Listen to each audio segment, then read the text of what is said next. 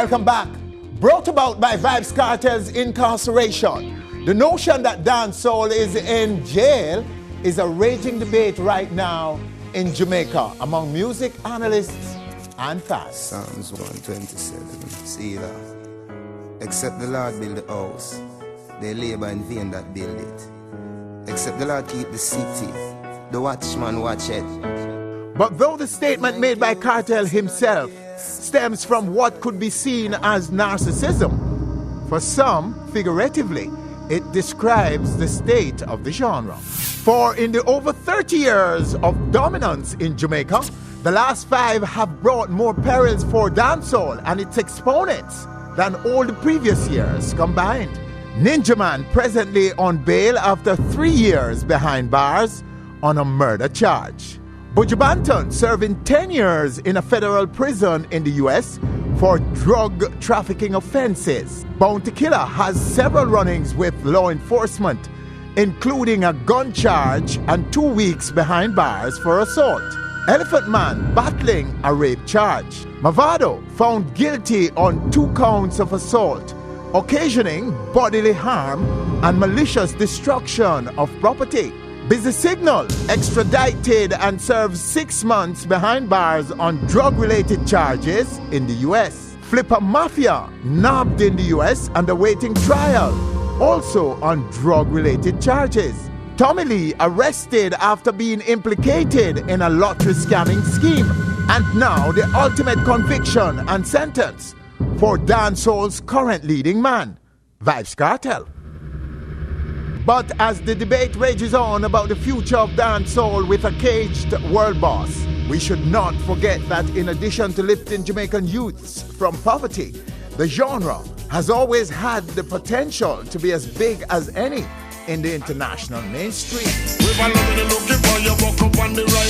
And has, in fact, seen better days than those of the Kartel era, such as in the early 90s when the music burst into the global mainstream, led by Shabba Ranks, with support from people like Patra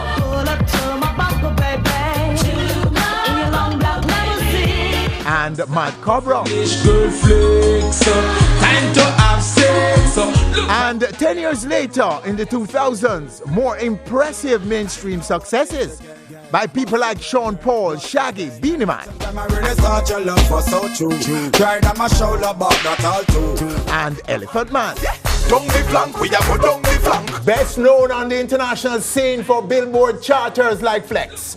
And You're Making Me High, a collab with Tony Braxton during the early 1990s. Mad Cobra, our very special guest right now, right here on stage. Mad, blessed love, sir. Yeah, man. Long time. Yeah, long time.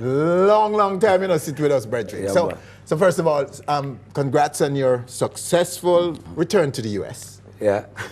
What kept you out of the US for so long? Well, I was there, you know.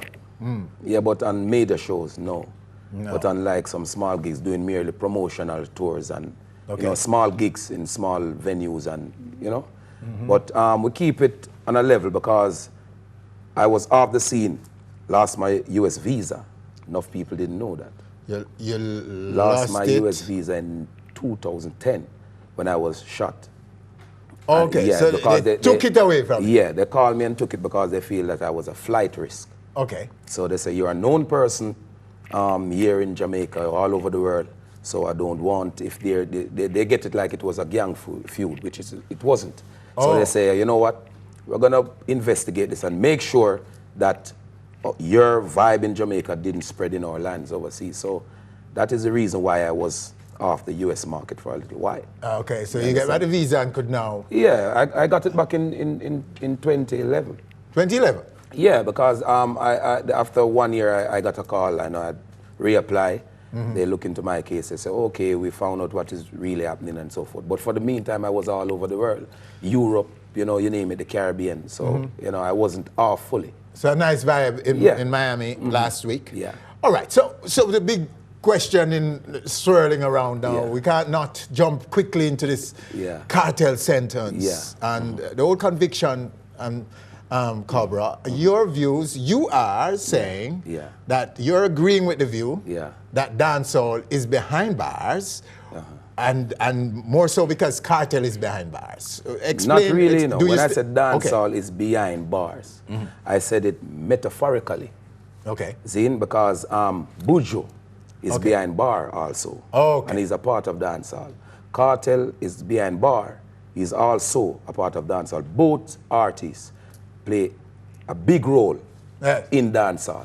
Okay. So when I'm saying that is a part of us, so it's a part of dancehall, part of the music.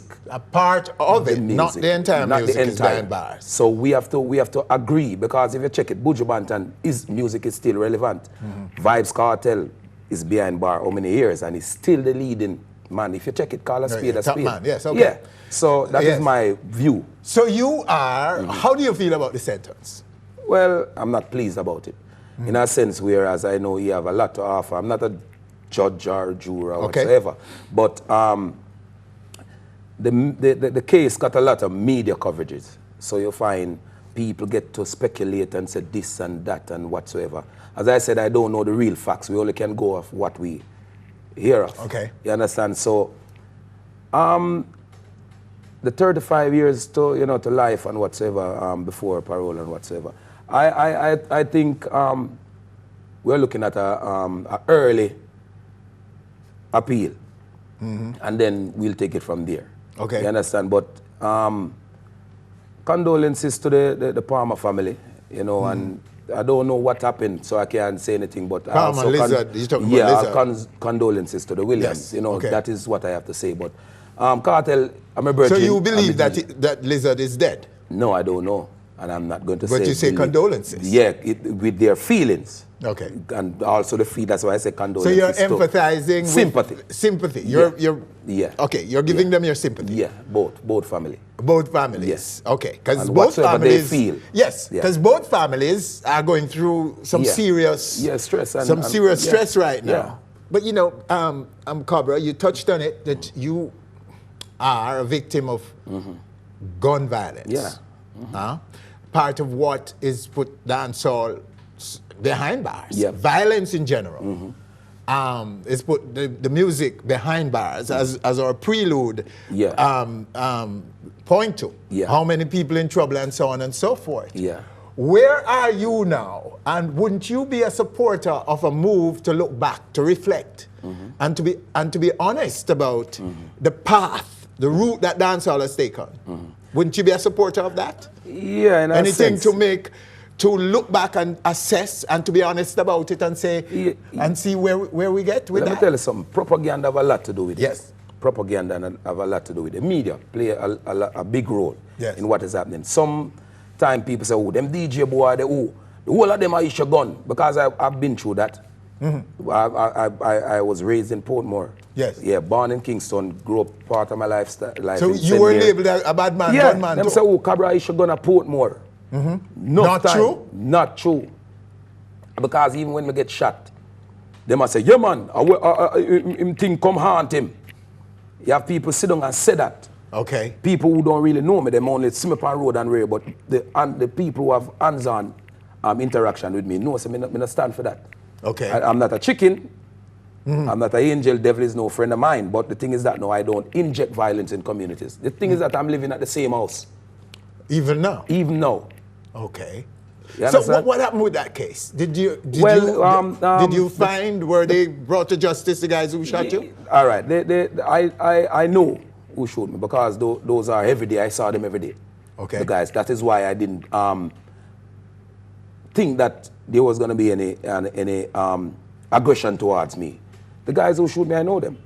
And it was a deliberate act? Deliberate act. And then spread over this and that, both over woman and over Ray and Ray, this and that. You have some youth where sometimes, if you reason with them, I take out my glass, Winford. One of the youth that were involved in my shooting, you know. Me carry him father go foreign, you know. Me carry him father go foreign. Majority of them see me DJ, me not give them a thing.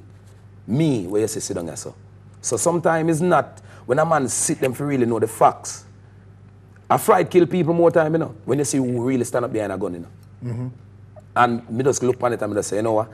Enough man come to me and say, oh, DJ, we defend that and Ray, this and that. But you have to smart. You have to be smart. Because sometimes you have to learn to walk away. Because if that is your lifestyle is going to catch up on you. You know? Oh, okay. You understand? So I wish them, you know, I wish them change. So you're not into the vigilante justice? No, because me alone drive it. I just me, but like me, Little Chris, that a Chris Howell artist, and you them Richie So Park. they were not brought to justice? Yeah, they were charged and was released, acquitted. Okay. Yes, true. And you walk away? Yeah. And you forgive them? Yeah. I see them in the eye. I see them every day. And you feel good about what you've done? I don't, yeah. You're I feel satisfied good, I with feel good about what I've done. Yes. Because you know what? I look upon it and preach certain way and say, all right, you know what? I'm going to use ego.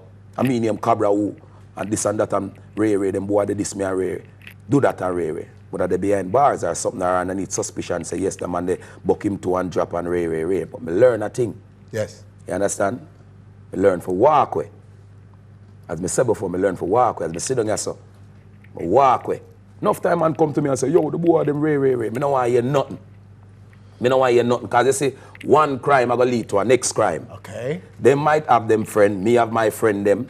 This happen, man drop back till the name start call, you're a public figure. Person of interest, them carry you in. You start spend money where enough you spend where you could have spent to something else.